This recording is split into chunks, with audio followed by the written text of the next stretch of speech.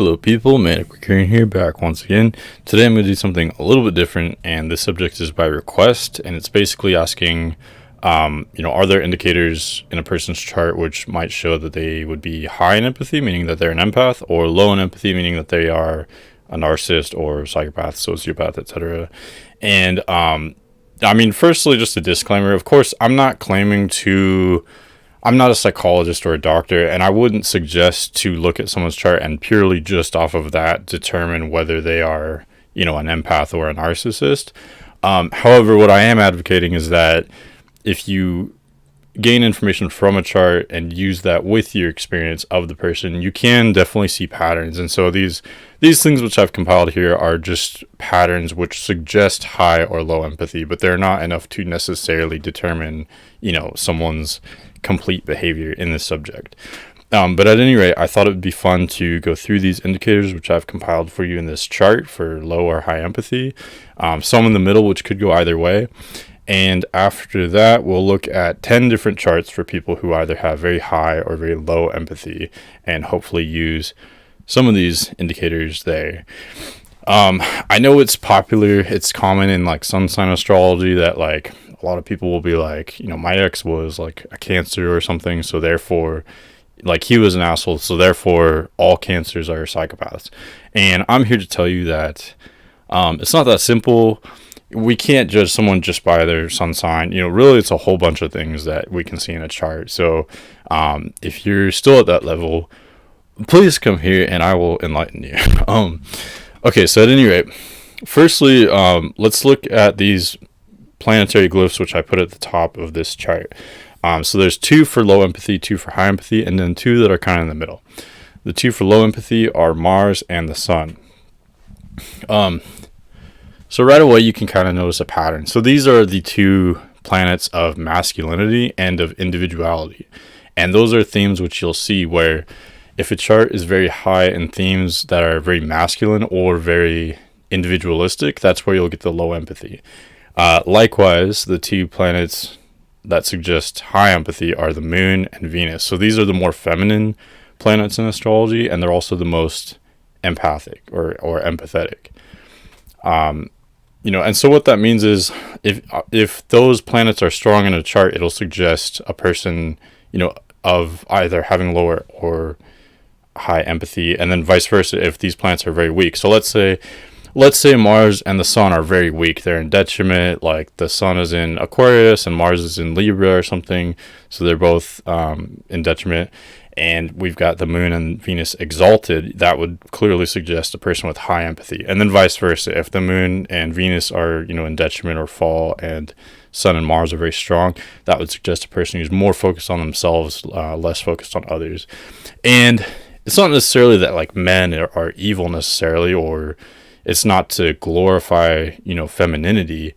I think what it just comes down to is biologically it makes sense that because women give birth, they for the species to survive, they sort of need to be more empathetic because they need to care for, these children that they give birth to, which, it doesn't directly benefit the mother at all to take care of their child. They have to have that, innate empathy to care for another person other than themselves, and maybe not get anything out of it other than just the feeling that they took care of someone else. So I do think that in general, men are just, generally speaking, these are all generalizations, but men are generally less empathetic and women are more empathetic. Of course, there are always exceptions. And also, since we're talking about narcissists and empaths, in general, narcissists and psychopaths are very overwhelmingly male. There definitely are some that are female, but they are, definitely the majority are masculine. So this is sort of a male feminine thing to some extent. Again, like I said, there can be male empaths and female narcissists, for sure, but these are just generalizations. So there is a pattern where these masculine or dominant energies are low empathy, and then feminine high empathy. Also, 2 planets which are sort of in the middle are Pluto and Saturn. And so there's another pattern here which I have all the malefics on this chart. So Mars is a malefic, and it's associated with low empathy. And then Pluto and Saturn are also malefics, and they are in the middle, which, so basically that they, like, having those dominant in your chart alone, I don't think would be enough to suggest low empathy, but combined with some other indicators, they would sort of exacerbate that low empathy pattern. And again, all the malefic planets are, again, sort of more masculine in a sense. Saturn's sort of neutral, but the masculine energy is more disruptive. It's more self-focused, like I said. So it is more, it makes sense that it would be associated with the malefic planets, just because it's not as stable, it's not as peaceful, it's more disruptive or chaotic. It doesn't necessarily mean that it's bad. It's just, maybe more challenging in some aspects. With the feminine energy, it's more stable, more peaceful, more calm.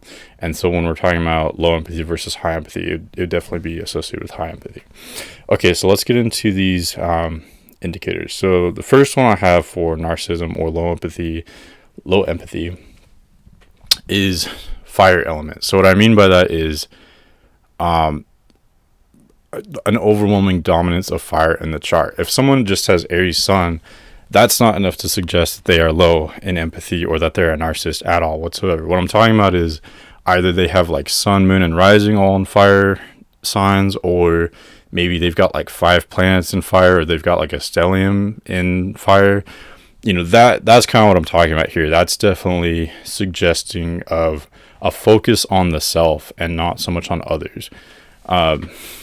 I heard a description of psychopathy basically saying that there's so much serotonin released in the brain, and serotonin would usually help you feel more connected to others, but because in psychopaths there's just so much of it in the brain that the brain is just bathed in serotonin, so there's almost like so much of it that the person just becomes numb to it. And that's kind of something I associate with the fire element, because someone who is very overwhelmingly fiery will seem empathetic on the surface. They'll seem accessible and emotional and very candid. They'll seem like they care. But deep down, it's very, very easily for them to be manipulative, or for them to, use that basically. People just trust them because they seem so accessible. And so it's very easy, very tempting for those types of people to use that against others and to be manipulative. Again, not everyone who's very fiery is going to be a narcissist necessarily, but that tendency is definitely there for sure. So let's contrast that. Let's jump to the empath side. So where fire is mostly associated with narcissism and low empathy, the element associated with high empathy would be water. This does have some caveats more so than fire. Fire is definitely associated with low empathy. That's very straightforward. Water being associated with high empathy is a little more complicated. So specifically, it sort of depends on which sign we're talking about and which placements are there. So for example, Scorpio in particular can go either way, because yes, it is water, it is compassionate and emotional. Water in general is the most emotional, and so it of course cares about others. It's very focused on other people. So Scorpio is all those things, but it's also ruled by Mars, which is a malefic, which brings us back to focus on the self. Mars is very fiery, so Scorpio, even though it's a water sign, can be very fiery. It's ruled by Mars. It is focused on the self. It can be sort of a fighter. So you can see where it's kind of complicated. Scorpio can go either way, and I actually put Scorpio on the narcissism side toward the bottom, and I'll explain more about that later. So it just depends. And also, even with Pisces and Cancer, it depends on what placements are there exactly. Pisces, I've noticed with the moon or rising, that's more suggestive of being high in empathy than the sun, for whatever reason. I'm not sure why. Also with Cancer can go either way, because Cancer is, again, Cancer, even of all the water signs, Cancer is probably the most emotional. So of course it's going to have a lot of feelings for others, again, be very empathetic, very compassionate, very just emotional in general, and emotions generally, involve other people. However, Cancer is also a cardinal, and so a lot of its emotions will be sort of self-focused. So if someone has Cancer sun or rising, Cancer moon would definitely be more empathetic, because then you're bringing out The moon is in domicile, so that brings out more of a lunar focus, which is very, very feminine, very empathetic. But if we're talking about like the sun or the rising or something else being in Cancer, it can go either way because, again, it is water, but it's also cardinal. So it is emotional, which would suggest high empathy, but it's also cardinal, which would suggest more focused on the self, so less empathy.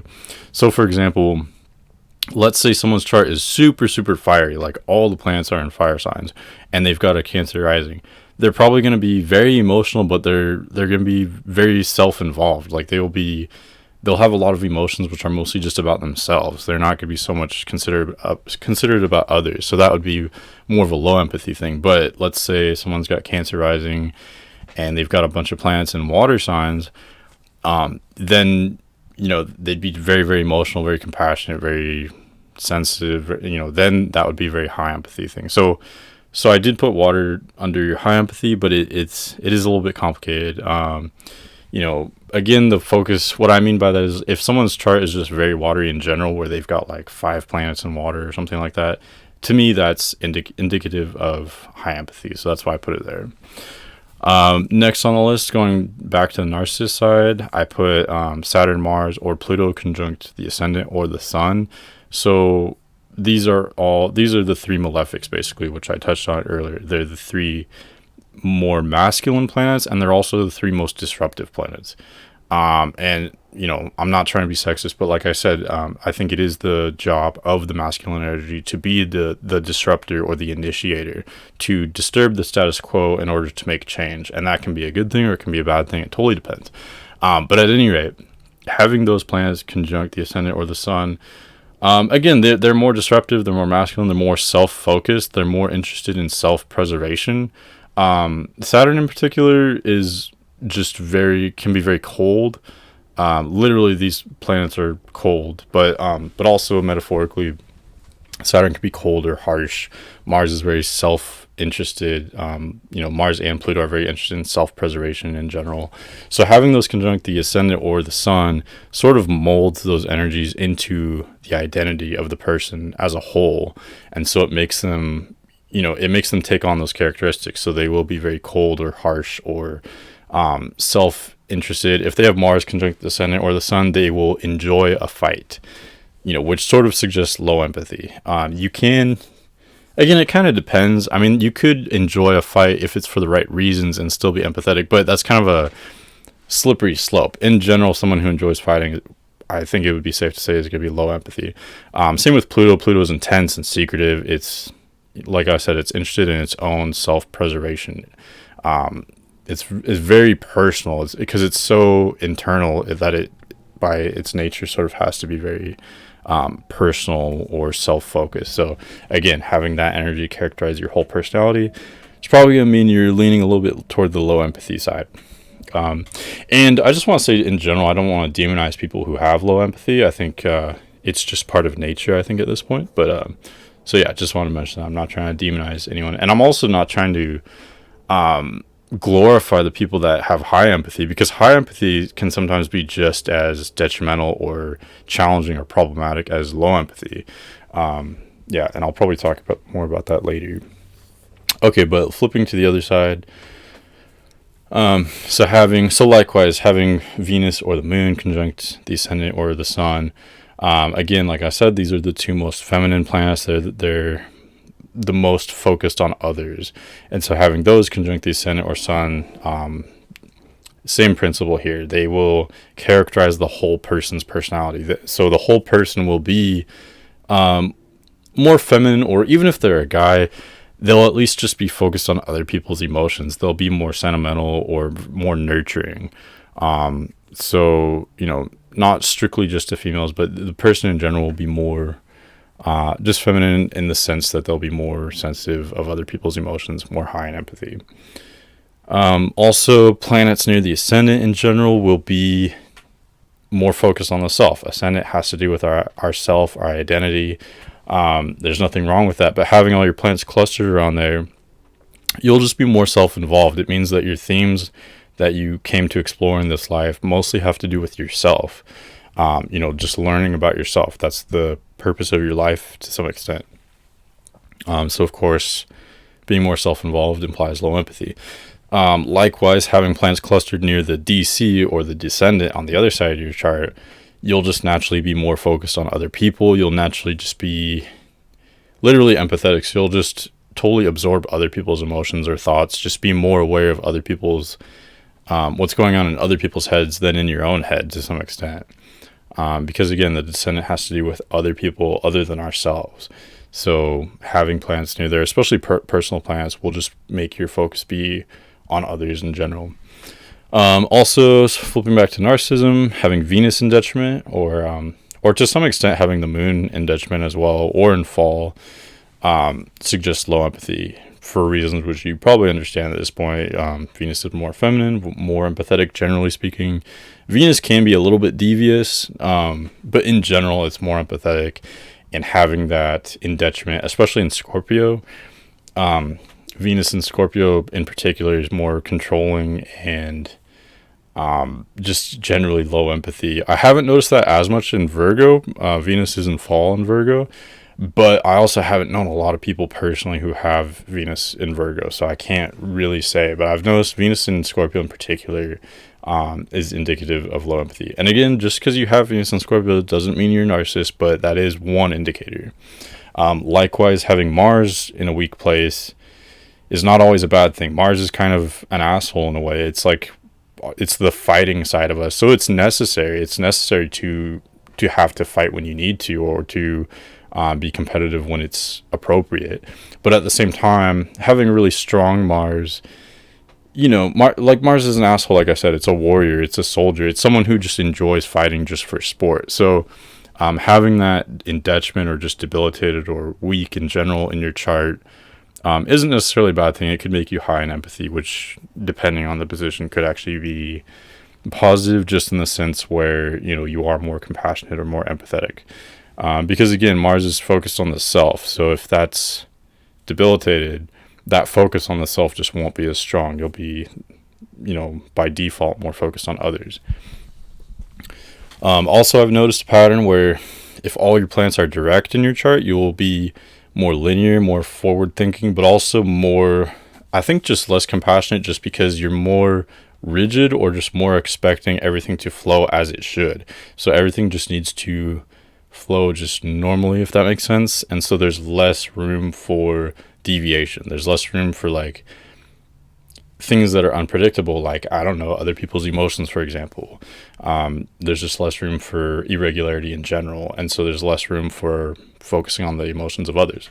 Likewise, having a lot of retrograde planets will make you more introvert or sentimental, and I think therefore just sort of more, also just taking things in more. So taking in your surroundings, and therefore kind of being more focused on other people, other people's emotions, stuff like that. Also, you'd be more open to irregularity, which would include other people's emotions. Okay, and then I also put Scorpio and Capricorn on the narcissist side, just because, and again, like, just because you have one planet there doesn't mean you're a narcissist. But I do think it's an indicator, though, because Scorpio and Capricorn, especially combined with fire, these are all things which could suggest trauma at an early age, and trauma when we're very young can often cause us to have low empathy or to develop like psychopathic tendencies, narcissistic tendencies, etc. And I've just noticed that Scorpio, Capricorn, and fire signs in particular will have a lot of challenging themes when they're very young a lot of the time. And so, of course, that's not, you know, we all handle trauma in different ways. So that could actually swing the other way and make you more empathetic to a degree. But I think in general, you know, having strong trauma at an early age is definitely an indicator for having low empathy. And Scorpio and Capricorn, I think, are a part of that. Okay, and then something that's maybe unexpected on the empathic side is having Saturn in retrograde in your natal chart. It just means that you won't be as good as defining boundaries for yourself or for other people. And so there's less structure and therefore more flow between yourself and other people. Not being able to have boundaries between yourself and other people is one of the key pillars of being an empath to some extent. It's one of the downsides of it, and Saturn retrograde is definitely a part of that. And then lastly, I've got Narcissists mostly associated with yang signs, so fire and air in general. And again, what I mean by that is like if someone's planets are all fire or air, especially if they're either all fire or all air. And what I mean by that is like if someone's chart is all fire, that probably suggests low empathy. Or if someone's chart is all air, that would potentially suggest low empathy as well. However, if it gets kind of tricky because if it's a mix, if they're like 50% fire, 50% air, those would sort of balance each other out, and it might actually make them a little bit more open to other people just because of that contrast there. When you have contrast within yourself, you're more welcoming of contrast with other people. You're more able to understand other points of view, if that makes sense. So because fire and air are opposite, having both of them within yourself actually makes you more open to others. But if you just have either all fire or all air, these are the more some people say they're the masculine elements. They're just more, they're less sentimental, less considerate of others. They don't really think before they act. They're more spontaneous, more impulsive, and so there can be just a focus on the self. Fire is emotional, but it's mostly, self-involved, and air is focused on others, but it's the most emotionless element. So both can, in their own way, can sort of lack empathy.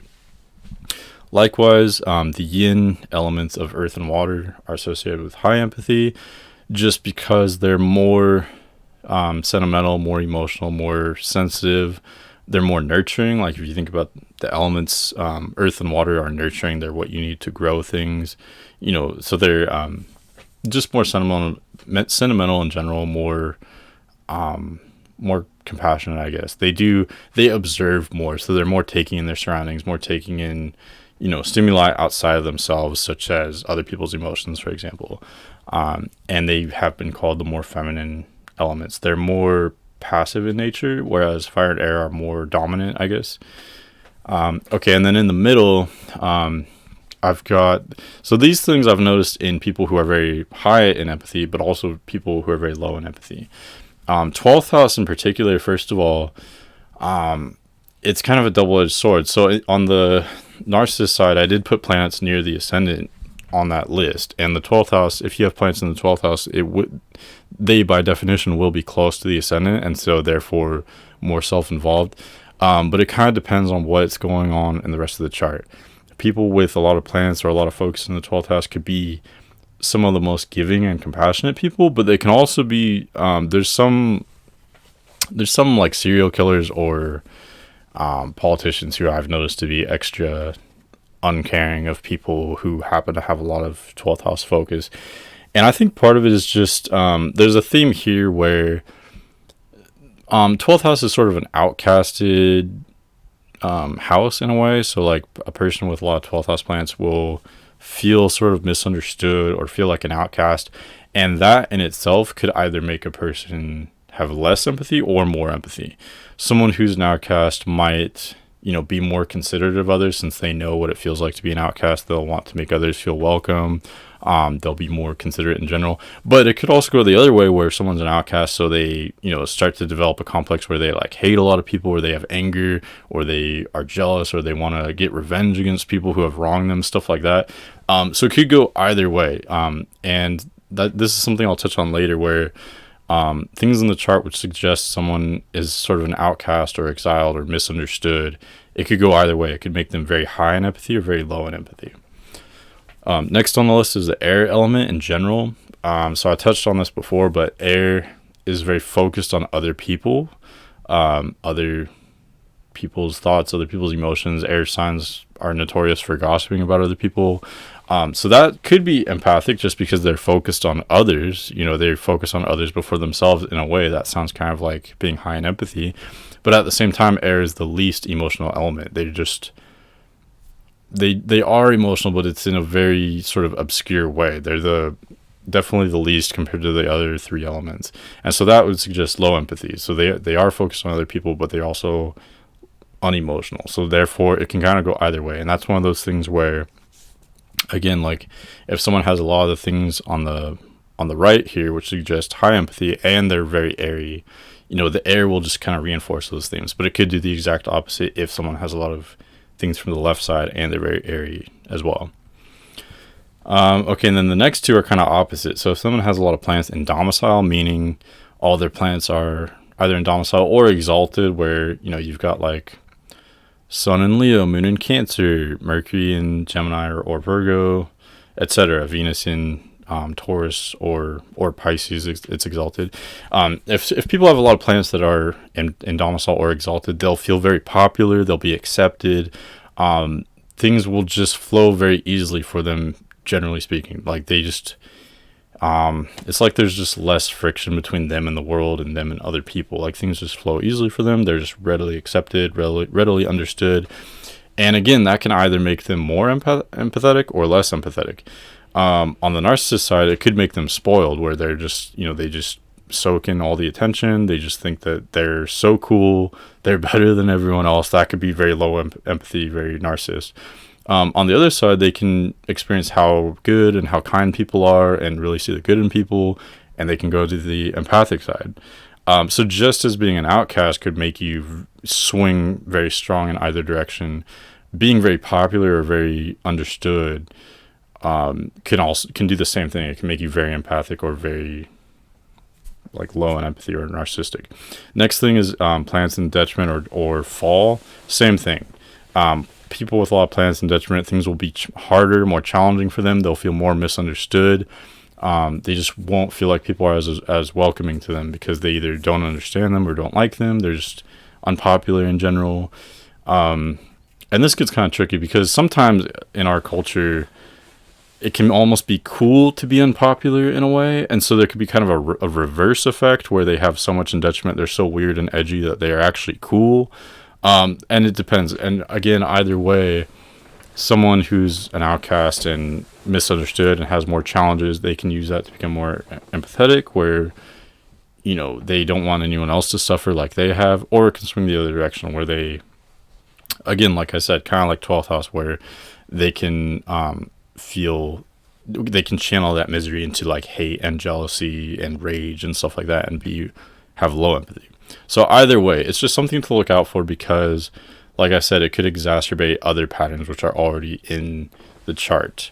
Also, something I should mention, someone can swing from one side of the spectrum to the other side of the spectrum as well. Like someone can be very, very empathic, you know, not really have boundaries, get walked over on, just be constantly kind to other people and not get anything for it. And then they can build resentment for that and just swing all the way to the other side and be like, well, fuck this. Like, I'm tired of taking all this shit or whatever. And I'm going to be, you know, just totally opposite and just totally mean and not care about any other people, be very harsh. You know, so that's kind of where we would get into stuff in the middle, where if someone has a lot of stuff in the middle, you could go either way. You could swing either way. So it's not always black and white. Someone could kind of relate to both sides of these, or maybe neither, I guess. So that's just something to keep in mind.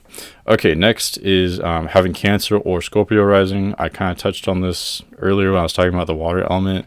And I pretty much explained it already, but just to summarize it real quick, the rising is our identity. It's our self-image, how we come across to others. It's also a lot of what we came here to do, or our purpose in life. So again, having it in Cancer or Scorpio, these signs, like I've said before, they can go either way, where they are water, they are emotional, they are compassionate, they're sensitive, they care about others. You know, they have very, very close bonds to people, whether it be family or friends or what have you. So that's suggestive of high empathy, but at the same time, they can be very self-involved. Again, Cancer is cardinal. Can be focused on the self, and then Scorpio is ruled by Mars, which is a planet which has to do with self, you know, individuality, and it's an aggressive planet, I guess.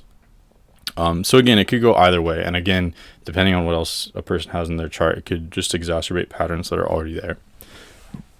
Excuse me. Okay, and then lastly, these 4 signs in particular, I'm not sure why. I've just noticed a pattern with these 4 signs where it could go either way, and so I'll explain why. So first, Virgo could go either way because Virgo can be very empathetic. They can be very kind and nurturing. Virgo's about serving other people, and so some can be high in empathy and can get kind of walked on because they do put others before themselves, and they're always serving other people, wanting other people to be happy. Typical empath could be very much Virgo. On the other hand, Virgo can also be very dry and kind of cold. It could be harsh and critical. And so that's where you get things that are more reminiscent of like a narcissist, where they again, depending on what's in the chart, like let's say someone has a whole bunch of fire signs and then they've also got like Sun and Virgo or something like that. They might kind of think that they're better than other people and be very critical and very harsh. It just depends on what's going on in the chart. So Virgo can go either way in particular. Same with Libra. Again, this is kind of having to do with, they're an air sign. You can look at the planetary influences. So Libra is ruled by Venus, which is, feminine, suggesting of high empathy, focuses on others. Libra is also the sign of Saturn's exaltation, though. So Libra can also be very cold, harsh, not nurturing at all. Libra can be very blunt. Simon Cowell is a Libra, and nothing against him, but he's a good example of someone we would probably consider of low empathy, who's very kind of brutally honest, I guess, or very harsh. So Libra could go either way. Libra can be sweet and bubbly. It can also be harsh and cold. Libra is focused on other people, but it's also emotionless, or it's one of the least emotional signs. So Libra can be focused on other people, but sometimes it can be very manipulative. It just depends on the person. It depends on what's going on in the chart.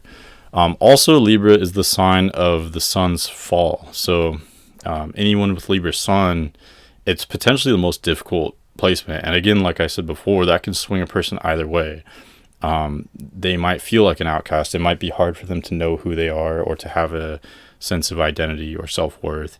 And again, that can swing them either way. They could be very sweet and nurturing because of that, very compassionate, or they could be vindictive, I guess, or want to take out their frustrations on other people, or manipulate people, stuff like that.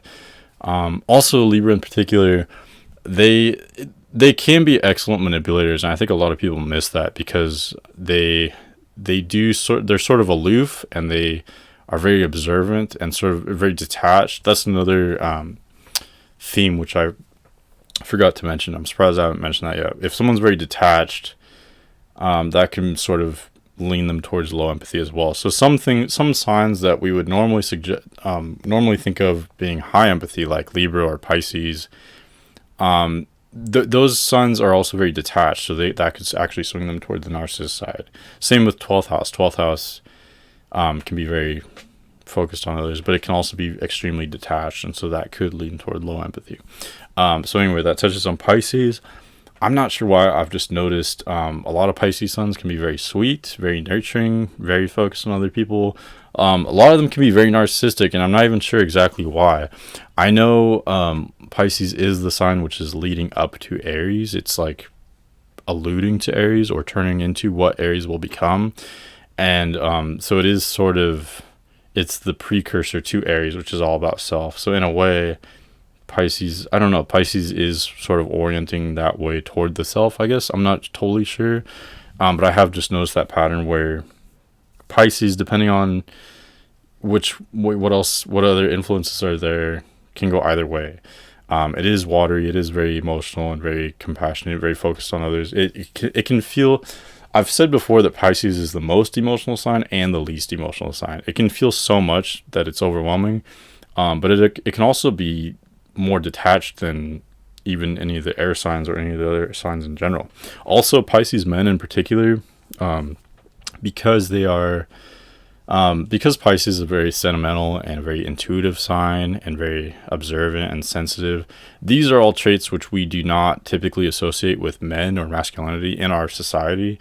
And so it can be extra challenging for men who are Pisces dominant, because they might not feel like their masculinity is recognized, or they might have insecurities in those areas. And so sometimes they overcompensate by being violent or aggressive, and so they kind of swing in the other direction.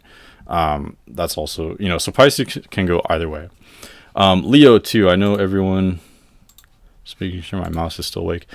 I know everyone likes to think Leo is very self-involved and, kind of narcissistic, which it definitely can be.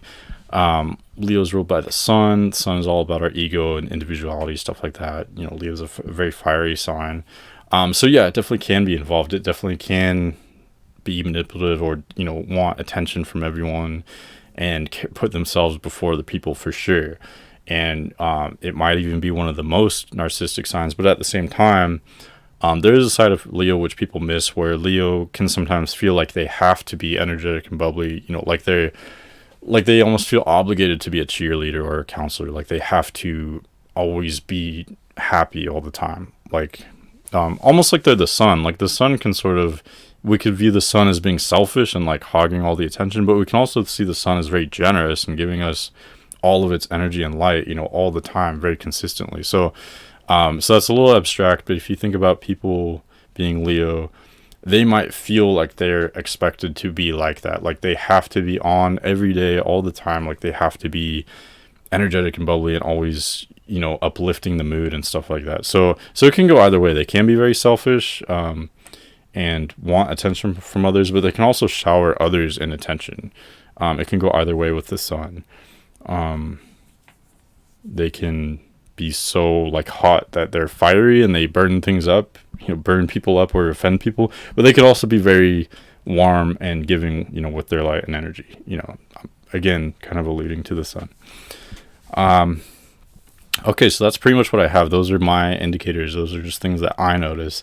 And these are things which I've just sort of subconsciously noticed in charts, but when the question came up, I analyzed it a little bit, and that's what I came up with. So let's see if we can look at some examples of charts and actually use some of these. So hopefully you guys can see this first chart now.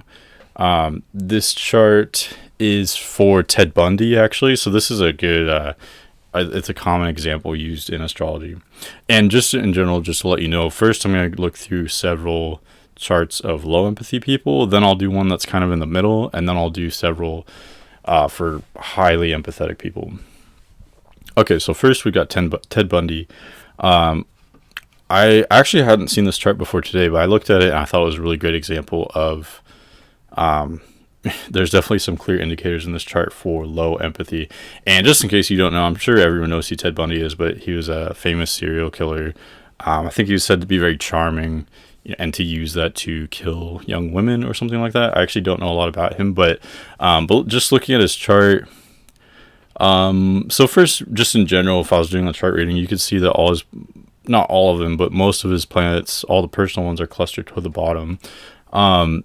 Keeping those things in mind, which I was talking about, he does have a lot of planets in fire and in Scorpio for that matter. So again, if Scorpio could go either way, but when you're combining it with a bunch of fire planets or a fire dominant chart like this, that would suggest leaning more toward the low empathy way or low empathy direction. He has sun, moon, and rising all in fire signs, as well as Mars, Lilith, Pluto, and Saturn. So yeah, this is definitely a fiery person. I mean, that, again, I don't know much about him, but it makes sense he'd be very charismatic. Fire seems so easy and so charismatic. It's so trustable. But again, like I said, someone fiery can use that to their advantage. They can use their image of seeming earnest or innocent. They can use that to manipulate people, like this person obviously did. And specifically, so let's look at which is stronger, the sun and Mars or the moon and Venus. Right away you can see sun and Mars aren't technically in domicile in Sagittarius, but they do very well there. Sagittarius is a fire sign. Both the sun and Mars thrive in fire signs, and so although they're not in domicile, I would say they are extra functional there. They're potent. They're doing well there. So this person's very fiery. Their ego is very strong. Their masculine energy or their individuality is very strong. Again, just with the fire emphasis in general, this person will be very self-involved. They will seem charismatic, but they will ultimately be focused on themselves before others, for sure, especially with the Ascendant in fire as well, just contributing to all that. But anyway, going back to sun and Mars, let's contrast that with Venus and the moon. Moon in Sagittarius, it's also not in detriment, but the moon generally sort of shies away from fire signs. Moon likes to be in cool, calm, nurturing signs like earth and water. So the moon's kind of out of place in Sagittarius. Again, it's not technically in detriment or fall, but it is. I'd say the sun and Mars are a lot more functional in Sagittarius than the moon is. The moon is a little bit out of place there. Also, Venus is actually in detriment in Scorpio. And like I said, Venus in Scorpio is definitely common in people who have low empathy. Of course, just because you have that doesn't mean you're a narcissist or you're a serial killer or anything like that. But, when you combine it, like in this chart, with all these fire planets, it definitely, I think, creates a person who has low empathy. Mercury and Scorpio as well. Scorpio, when Mercury's there, this person is going to be more cynical or more pessimistic. They will see the worst of people more so than the best. And that in itself could go either way. It doesn't mean that a person has low empathy. But again, when you combine it with all these with the fire emphasis, this person will feel very strong and think very highly of themselves, and they'll also think less of other people because they've got Mercury and Scorpio there. They will be more suspicious of others. Also, Mercury and Venus are retrograde. I know I did say that retrograde planets in general make a person more empathetic, but it depends on what planets they are, though. To some extent, having a lot of retrograde planets can make you sort of misunderstood, or, make you an outsider. So it's, when we get into that sort of theme, it could go either way. In this example, though, with Venus retrograde, that's actually very rare to have Venus retrograde. Venus has the least time retrograde out of any planet. And so with Venus, which is all about, love, and just in this context, it is about love and being nurturing, or being the more feminine side of the personality, being more empathetic. Not only is that in detriment in Scorpio, so it's very controlling and insecure, but it's also retrograde, so all that love or affection that could be there is sort of focused inward. It's not readily accessible to other people. So just Venus there is retrograde and in Scorpio, so it's just the kind of the worst, most difficult place you could put Venus in, pretty much. So it makes sense here that this person has low empathy. Also, one more thing in fire that I forgot to mention is the South Node, which is at 11 degrees Sagittarius. So South Node is one of the underrated points in astrology. You will actually relate a lot to your South Node. So not only is that just one big thing that's in a fire sign, but also the South Node is conjunct Mars with an orb of 2 degrees. South Node is 11 degrees Sagittarius. Mars is 13 degrees Sagittarius. And the South Node, as you may or may not know, not only does it characterize a lot of your personality, it characterizes where you come from and just who you are, sort of, I don't want to say at your core, but like in the beginning, especially as a child, you will extra relate to your South Node. And then as you mature, hopefully you go more towards your North Node, because the South Node, it's things that you're good at, but things that will be your downfall. There's problems involving your South Node, generally speaking. So here we've got South Node in a fire sign conjunct Mars. So that suggests he does relate a lot to the Mars archetype. So he maybe does like a fight. He doesn't mind violence, or he is very self-involved, thinks highly of himself, stuff like that. It's a individualistic planet in a fire sign, which is therefore kind of individualistic. And it's also conjunct his South Node, which suggests problems in that area. Not only problems in that area, but also a lot of his personality being focused on that area. So there you have it. You've got Venus in detriment in Scorpio, huge emphasis on fire, and Sun and Mars are generally very strong, but especially Mars, since it's conjunct the South Node. Also, the Moon is close enough to be conjunct the Mars. Technically speaking, it's 4 degrees away. So yeah, he would be a lot of his personality is focused on Mars. Also on the Sun, just because the Ascendant is Leo, so the ruler of that is the Sun. So the chart ruler is the Sun. So Sun and Mars are extremely dominant in this chart, as is the fire element. So again, these are just key indicators for a person who's very self-involved, very disruptive, very charismatic. It's a shame because I'm trying to think of the positives, because I don't like to always just say the negatives. I like to talk about positives too. Obviously, his story turned out to be very tragic for, I'm pretty sure, a lot of people. But he, if he were so inclined, he could have used his charisma for the better. I would see this person as being very magnetic and having a way with people, very charismatic, maybe even a performer of some type.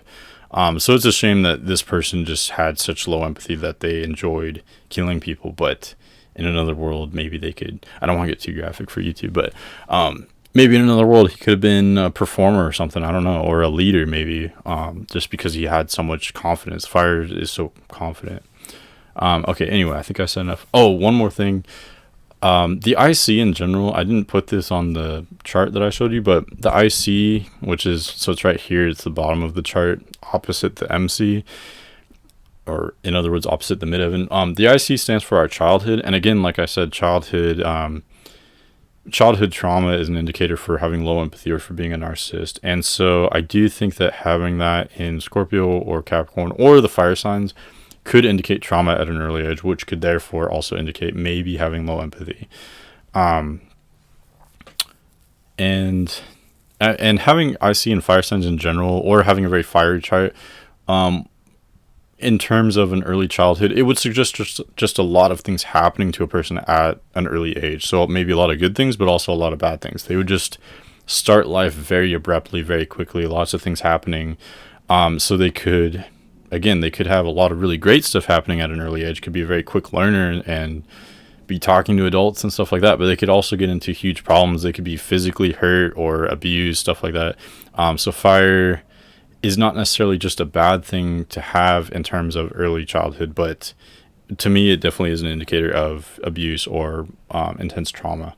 Same with Scorpio and Capricorn. Scorpio and Capricorn, in general, deal with their challenges up front. They like to get the hard stuff out of the way first, and then it gets easier afterward. So, by their nature, they will, not always, but they often have traumas early on, which could therefore indicate low empathy.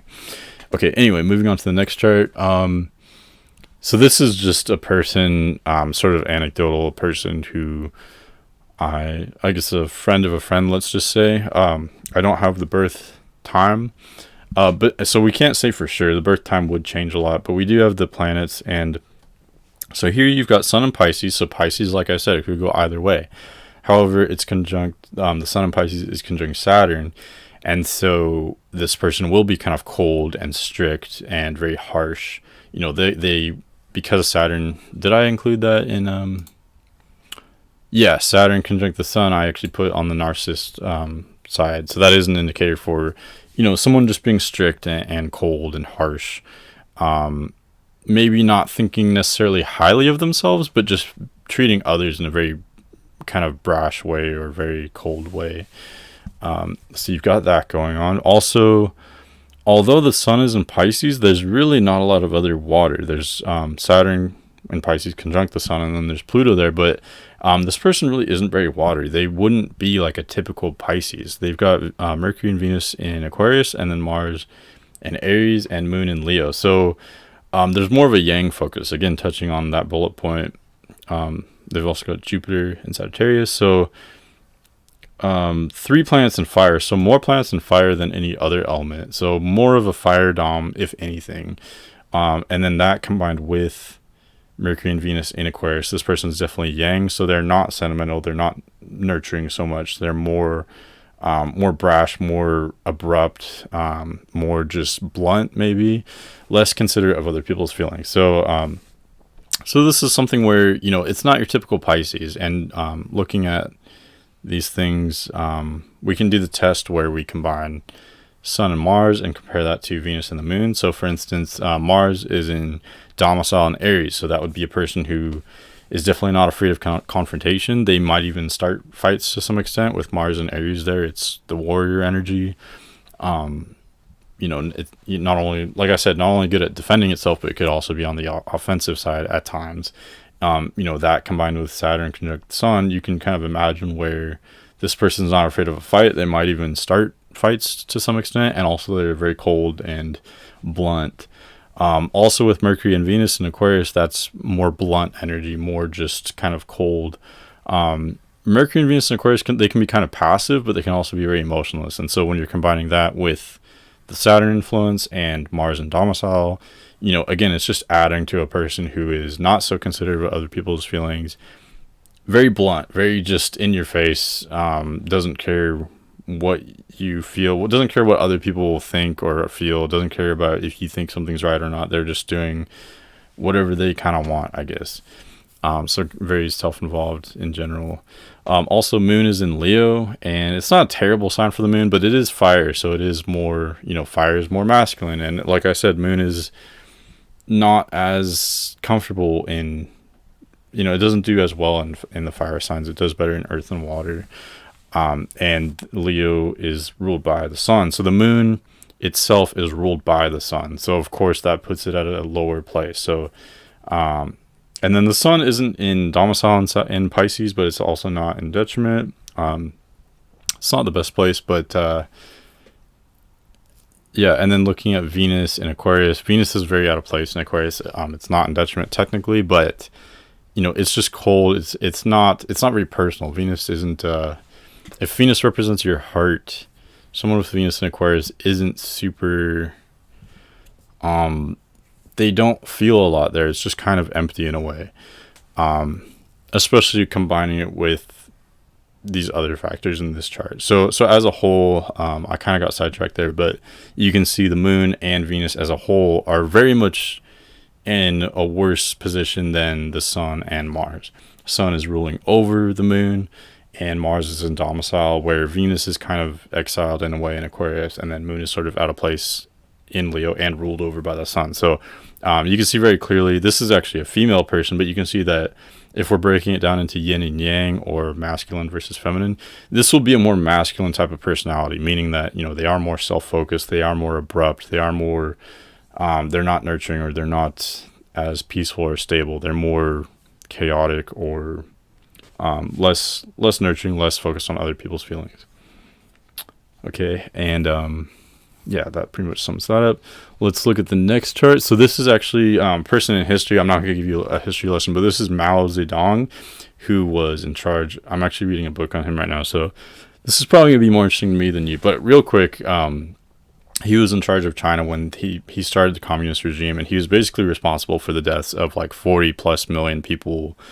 We don't have the exact numbers, but at least 15 million people and up to upwards of 40 million people, maybe more, died of starvation and were worked to death because of this person. So pretty bad. I mean, you gotta lack some empathy to do something like that. So let's look here. Again, kind of like the last chart, you've got moon in Leo, so that's sort of a pattern. Moon in Leo is not enough to kill 40 million people by any means. I'm sure there's lots of lovely people that have moon in Leo for sure. But the moon is ruled over by the sun, and so it does put the moon at sort of a disadvantage over this compared to the sun. So again, that's the feminine energy, or the empathetic energy, is just when it comes to the moon is at a disadvantaged position compared to the sun, which is more masculine, more self-focused. Also, like the last chart, there's Venus in Aquarius, so that's kind of similar. I didn't even mean to do that, but this chart, just like the last chart, you've got moon in Leo, Venus in Aquarius. So again, moon is ruled over by the sun, but also Venus, which is more empathetic, is in Aquarius, which is kind of just stoic and cold. It just doesn't really feel so much. And okay, so yeah, moon and Venus are, again, not technically in detriment, but excuse me, I'm drinking wine. Hold on. Wine break. Okay. Yeah, moon and Venus aren't technically in detriment in the signs of Leo and Aquarius, but they're out of place there. It's just an awkward place for those planets. They're not functioning normally, and the feminine energy is subdued. There's less empathy here. Compare that to the sun and Mars. Sun in Capricorn is kind of neutral, I would say. I mean, it's not in domicile or exalted. It's also not in detriment. The sun, I mean, Capricorn's a winter sign, so that would suggest the sun's kind of weak there, but Capricorn's also very individualistic. It's the sign of exaltation for Mars, and sun has a lot in common for Mars. So, I mean, it could kind of go either way. Sun is kind of just neutral there. I would say the sun in Capricorn is stronger than Venus in Aquarius or moon in Leo. Maybe moon in Leo is kind of neutral too, but again, since the sun rules Leo, moon is by default ruled over by the sun in that position. But then Mars kind of breaks the tie. Well, it's not even really tie, but Mars and Scorpio, though, for sure, Mars is very strong. And in general, Mars is climbing up towards the top of the chart, and at the very top of the chart, you have Uranus, and then you've got Saturn. This is something we'll see in the next chart as well. So Saturn is at the top of the sky. It's pretty much conjunct the midheaven. It's like 5 degrees away. So this person, above all else, they want to be seen as in charge. They want to be authoritative. I mean, that makes a lot of sense. This was literally a leader of a country. But this person very much wants to appear in charge. They've got Saturn close to their midheaven, Saturn in domicile, or not in domicile, but in exaltation in Libra. And it's the chart ruler. So, you know, I did put Saturn in the middle where it could go either way. I mean, Saturn is, again, it does lack empathy just in the sense that it's very cold or very disciplined. It's more of a hard love, if anything. If it is love at all, it's a tough love.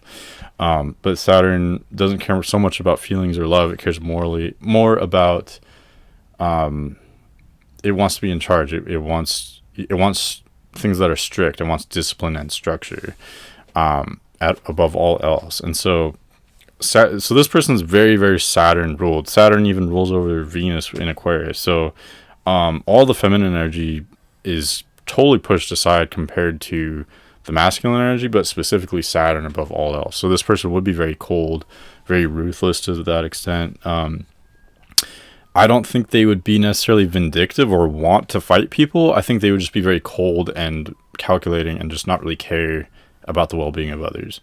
There isn't really a focus on fire. So this person is kind of different than the other two where, you know, like I said, I don't think they would think very highly of themselves. I don't think they would be super charismatic. It's more of just a cold ruthlessness. So I guess there's maybe different types of people who lack empathy. There's the people who are charismatic, who, you know, want to use other people and be above other people. And then there's the people that don't think they're better than anyone else. They just don't care, I guess. They're just cold. And that's what I'd suggest this person would be. Again, there's Moon and Mercury and fire, but they've got 4 planets in air. And Saturn, like I said, it's exalted. It's by the midheaven.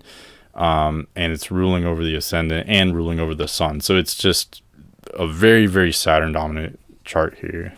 And I guess that alone is enough to lead toward being very low in empathy. Also, South Node is in Libra. Again, Libra is a sign of Saturn's exaltation. So, and Libra, like I said, could go either way. It could be sweet and bubbly and focused on other people. It could also be very cold and calculating. Here, just because the focus is so much on Saturn and the feminine energy is kind of subdued and Mars is in domicile, all that Saturn influence would be very cold and calculating. Even the Libra focus would be the more cold, blunt side of Libra, this is not the bubbly side of Libra. This is the cold, calculating side of it. Okay, that pretty much sums that up. Next chart, this is Hitler's chart, actually. So, and something, I just thought this was sort of interestingly similar to the last chart. Both people were in charge of countries at similar times in history. Both people were responsible for millions of people dying. So pretty prime examples for lacking empathy. And this person as well, Hitler, also like Mao Zedong, both of them have Saturn close to their midheaven.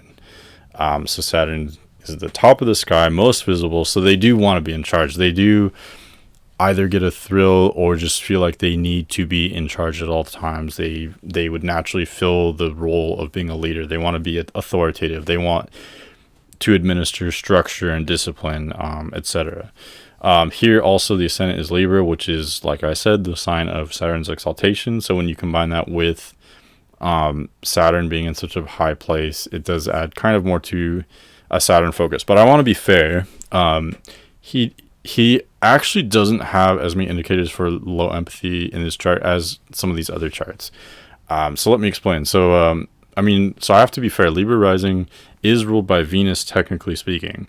And technically speaking, he does have a lot of outer planets by the descendant. So like I said, I need to be fair. However, Venus is even in domicile in Taurus. However, on the flip side, Venus is in it's retrograde. So again, like Ted Bundy's chart, Venus, that's a very rare thing to have. and it does mean that your love or your affection isn't shown so readily. It's subtle, or it's internalized somehow. Also, Venus here is conjunct Mars pretty tightly. They're both at 16 degrees Taurus.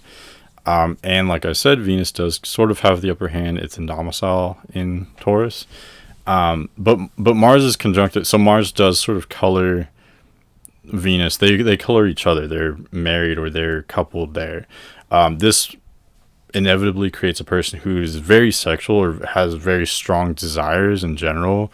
Bill Clinton has Venus conjunct Mars, for example. So these people tend to be, they can get into trouble because of that, because they can have sort of maybe like lust itself isn't necessarily a bad thing, or desire itself isn't necessarily a bad thing. But when you have it so strongly, like when you have Venus and Mars conjunct, it can, not always, but it can lead to someone being maybe a pervert, or having,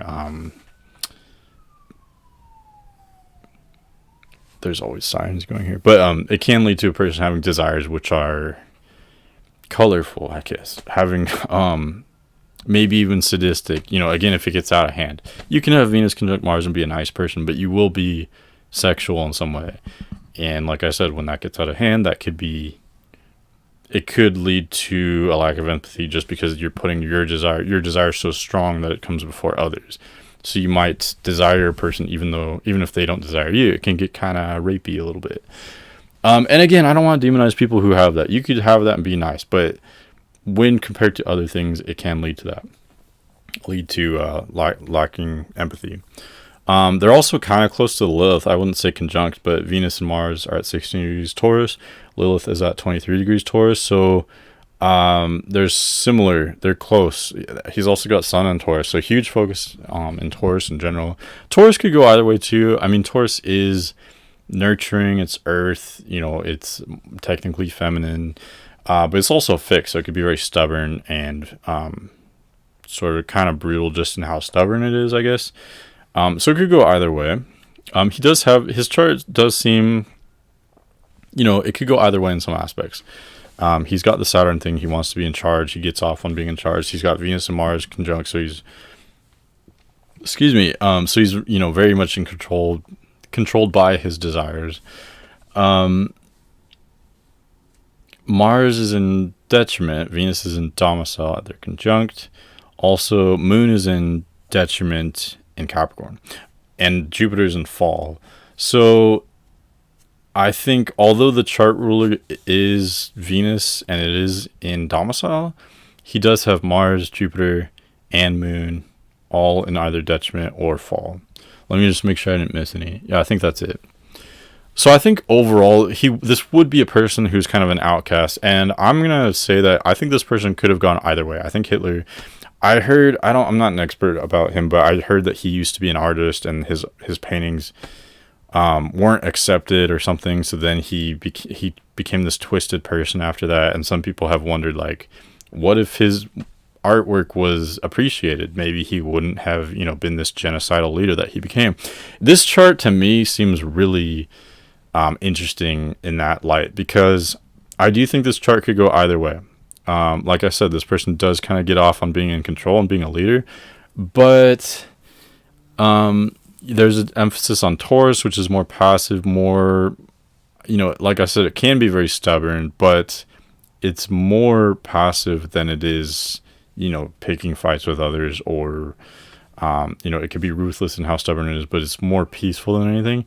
But then you've got three planets in detriment or fall. So this person's kind of an outcast. They would be not accepted, or also, let me see, South Node is in Capricorn, so it's not conjunct the Moon, but it's in the same sign. So yeah, this person would think kind of lowly of themselves. But it's a two-edged sword, or because he does want to be in charge with Saturn by the midheaven, but also he does think lowly of himself at the same time. He knows what it's like to be an outcast, and like I said, that could push you either way. That could make you creative and artsy, like it apparently may have with Hitler, but it could also lead to you lacking remorse for hurting other people, maybe like you felt like they hurt you. So yeah, this chart is actually very curious. I actually don't see it as being so clearly lacking empathy as other charts, but I do see potentialities there. If I had to say, is it high empathy or low empathy? I would say, honestly, I would say more low empathy than high, but it could have gone either way. It was just, this chart to me seems very delicate. It seems like a very sensitive person who is very outcasted, and depending on their experiences, he could have been, very caring, very nurturing. And with Saturn there, maybe he could have been like a leader. I don't know if he was artsy. Maybe he could have been in charge of an art gallery or maybe a mentor to help people learn art. Do you get what I'm saying? So like, he could have wanted to be a leader and wanted to be in charge of other people, wanted to be the boss, but he felt like an outcast, but whether that means he's a genocidal, psychopathic leader of a country, or just someone who's artsy and kind of twisted, it's almost kind of a fine line in a chart like this.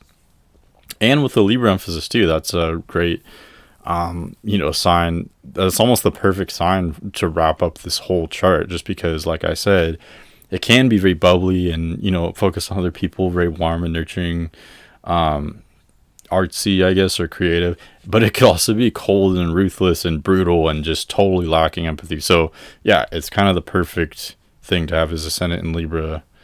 It's muddled. It could go either way. Very interesting. Okay, and then next, this is actually a person from my life who will of course remain unnamed, but I'm honestly not to be biased, but this chart to me seems the most clearly indicative of lacking empathy.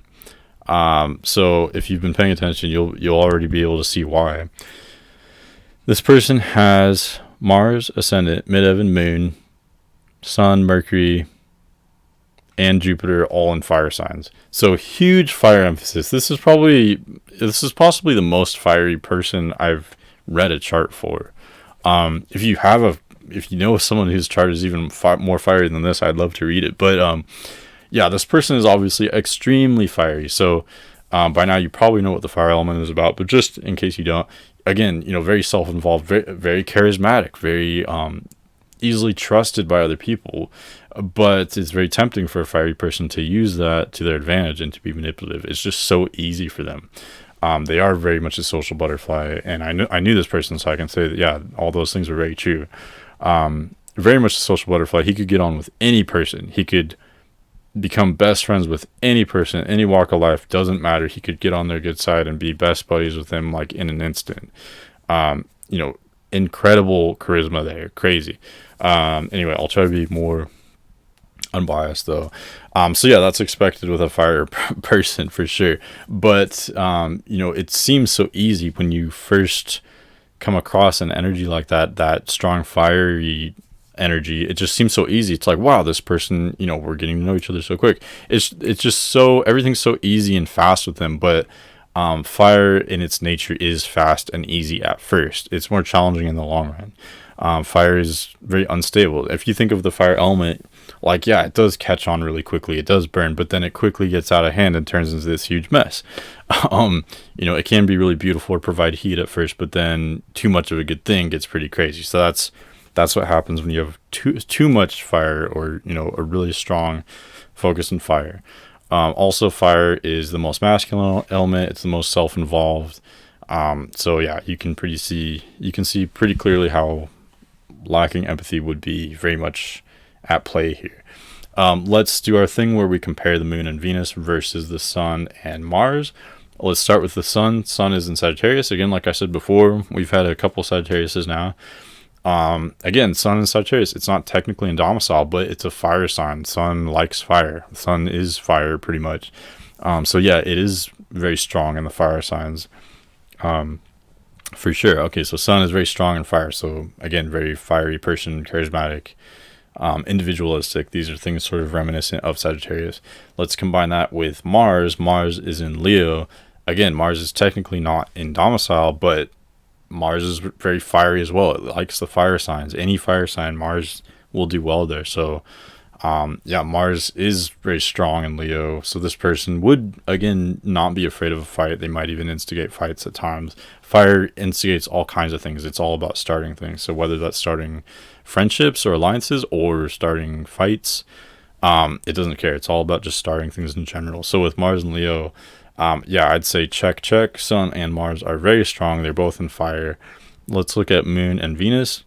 Moon is in Aries. So the Moon in Aries, I almost should have put on that chart just because, put on as one of the indicators for having low empathy, because, again, it depends on the rest of the person's chart, but it creates a person, reminiscent of what I said about fire in general, but specifically with the moon there, it creates a person who just seems so candid and innocent and trustable that, maybe they legitimately are those things, but it's just so easy for them to abuse that. And it can be so tempting that I think it's almost kind of a superpower where it would require a lot of discipline or a lot of empathy from that person to not use that to manipulate others.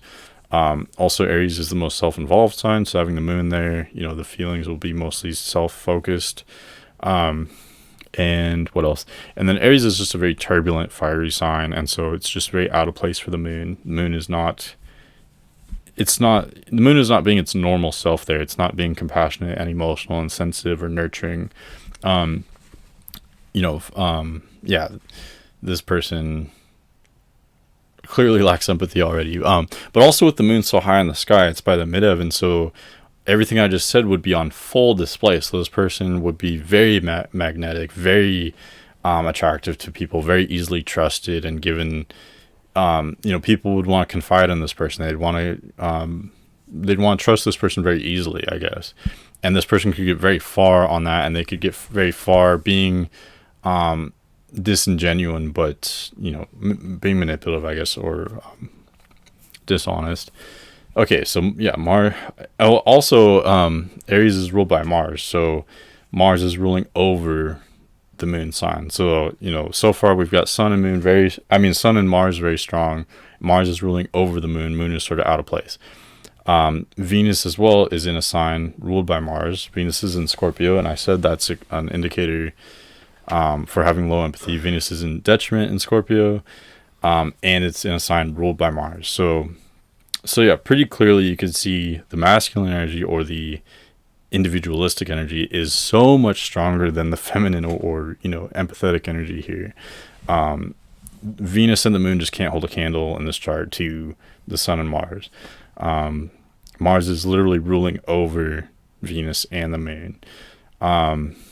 Let's see here. And Mars is in Leo, which is ruled by the Sun. So Mars is ruling over the Venus and the moon, but Mars is ruled by the Sun. So the Sun is just so overwhelmingly strong here. So yeah, this person, their ego is very strong. They do think extremely highly of themselves. With Venus and Scorpio, they are suspicious of other people, especially people that they're close to, in a relationship. They would be very skeptical of others.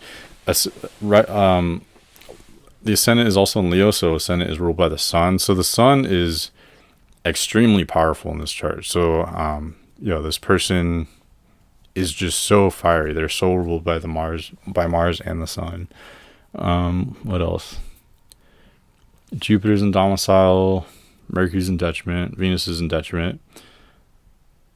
So something sort of interesting is that this person does have 2 planets in detriment. 1 in domicile, 2 if we include Pluto. So I think part of them, they do sort of feel like an outcast, and I'm trying not to be subjective, but this person might have a hard time being truly genuine. It would just be so easy for them to be manipulative. It would be so, it would almost be like the norm. It would just be more natural than actually being natural. It would be more natural than being real, I guess. Also, there's a lack of air. There are 0 planets in air signs here. And there's only 2 in fire, and they're both outer planets. Neptune and Uranus are in Capricorn. So this person has no air, so they're very serious. They think very highly of themselves. They're not focused on other people. They are very intense. And then there's not even very many planets in water. There's only 3. So really it's just all the cards are on the fire element. Also, there's not a lot of planets in Earth, so this person is not very grounded. I'm kind of digressing a lot here, but this person will generally be very intense, very emotional, but very self-involved. Their emotions would be about themselves, about their own interests. There could definitely be a lot of trauma here, not only with the high fire influence, a lot of good things happening at an early age, also probably a lot of bad things, just a lot of intensity early on in general. Also, though, you've got Mars opposite Saturn. There's a out of sign opposition between Mars and Saturn. Mars at the very last degree of Leo and Saturn at 6 degrees Pisces. So yeah, there could have been some kind of clash with a father figure or older male in general. Yeah, some kind of trauma there potentially. So yeah, this chart more than any other chart I've seen would suggest low empathy. It would be a huge challenge for this person to deal with, for sure. Okay, let's go to the next one. So this next chart is someone, again, it's just a personal example. It's not a celebrity or anything. But I use this chart because this is my sort of transition between the low empathy charts to the high empathy charts. So this one is sort of muddled. It has a lot of indicators for either. And this person's birth time was actually unknown, so I kind of just made one up just because it's just to study, because having Cancer rising just further, like I said, Cancer rising could go either way. It's very emotional, but it's very self-involved. This person came here, excuse me, this person came here to explore emotions, but it's exploring their own emotions. So that could go either way. That could be very high empathy or very low empathy. Moon is conjunct the descendant, so sorry. So they would be very aware of other people's feelings, probably more so than their own. So that suggests high empathy. However, you do have Venus in Scorpio, so that's, again, a big indicator for low empathy. They're skeptical of other people. They conceal their love or their affection. They don't feel safe expressing emotion or affection, and so they would rather control people or be devious or manipulative rather than be authentic, especially with their affections. So just let's compare Venus and the Moon to Mars and the Sun. Both Venus and the Moon are in detriment. So Moon is in detriment in Capricorn. This person probably had a really hard upbringing. So again, that makes a potential for there to be traumatic experiences at an early age. You've also got Venus in detriment in Scorpio. So again, I kind of talked about that already, but person is skeptical, doesn't feel safe trusting people. They think lowly of people, or they are suspicious of others. Yeah, okay, let's compare that to, so those are both clearly in detriment, but let's compare that to the Sun and Mars. Mars is in Leo. Again, we've had a few of these, and Mars in Leo, again, it's not in detriment, but it's in fire. Mars likes fire, so yeah, it is very strong. Mars is individualistic, it's about the ego. Leo is individualistic, it's also about the ego. So yeah, Mars is pretty much almost in domicile in Leo. It's very strong there. Sun is in Scorpio.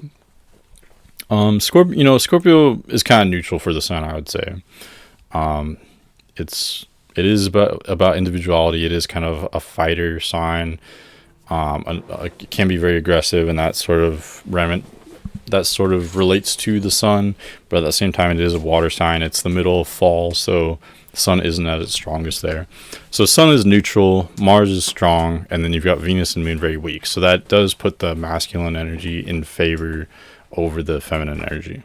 But again, it's kind of muddled because there is Cancer rising. That could go either way. You've got Moon conjunct Ascendant, which suggests high empathy, but then you've got, sort of debilitated feminine energy with very strong masculine energy. So overall, even though it's muddled, I would say it's kind of more toward the narcissist direction. Let's see what else. Saturn in Leo, Mercury in Sagittarius. The planets are pretty well rounded, but I think there is a fire emphasis. There's 3 planets in fire. I believe that's more than any other sign. Actually, there's 3 planets in Scorpio. So there's an emphasis on fire and Scorpio. And again, these are, although I said water in general is more empathetic, Scorpio could go either way. And when you're putting Venus there and you're combining that with 3 planets in fire, that would definitely suggest low empathy. So although I said this was kind of mixed, it's really only muddled because of the Cancer rising with the Moon on the descendant. Other than that, there's a lot of indicators here for low empathy for sure. You've also got North Node conjunct Pluto, so that would actually suggest that as this person matures, they would not only stay devious or what's the word? Like, this person isn't transparent. They feel like they have to relate to secrecy or manipulation. They're not upfront with people. They resort to indirect means of operating. They feel like they have to manipulate or not be themselves with people. But not only would that stay true for probably most of their lives, but it actually might get stronger as they mature because they have North Node conjunct Pluto. Also, Saturn is at the last degree of Leo, so that this person could actually be more chaotic and maybe more I don't want to say violent, but maybe less considerate of others, and maybe even more skeptical of other people as they mature, more devious or more manipulative as they get older. So I tried to use this example as kind of being in between, but it's actually definitely more on the low empathy side now that I look closer at it. That pretty much sums that up. You could say Midheaven and Pisces could go either way too, so it's sort of because of the low empathy indicators, I think it would swing this person farther in the low empathy direction. Okay, next, so these examples from now on are just going to be high empathy people, and they were actually harder to find than the low empathy. So in total, I'm using 5 low empathy, 1 sort of in the middle, which actually turned out to be more low empathy. And then these last 4 charts are going to be high empathy charts, or charts of empaths. So this chart is actually for Kurt Cobain, and I'm not a huge Nirvana fan. I'm not claiming to be an expert about Kurt Cobain by any means.